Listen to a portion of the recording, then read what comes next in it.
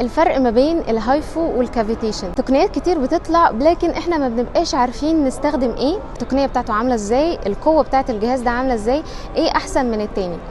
الاجهزه او التقنيات عامه اللي بتكون موجوده كلها بتكون كويس. فرق ما بين جهاز الهايفو والكافيتيشن ان جهاز الهايفو هو الترا ساوند، موجات فوق صوتيه، التردد بتاعها بيكون عالي جدا، بيقدر يوصل لطبقات عميقه في الجلد. تفيد منه حاجتين، اول حاجه ان انا بحفز الكولاجين والالاستين اللي موجود في الجلد، ده بيساعدني ان انا اقدر اتحكم كمان في مناطق كتير في الجسم، سواء كانت البطن او الدراعين او الرجلين او كمان الوش، خصوصا ان احنا عامه بعد سن معين بيبتدي الكولاجين بيبتدي يقل في البشره. بنحتاج دايما ان احنا نعمل الجلسات دي عشان نقدر ان احنا نحفز الكولاجين والالاستين اللي موجود في طبقات الجلد. كمان ان الموجات الفوق صوتيه دي بقدر استفيد منها ان هي بتوصل لطبقات عنيده جدا من الدهون، بتحولها لصفه سائله والجسم بيتخلص منها تماما.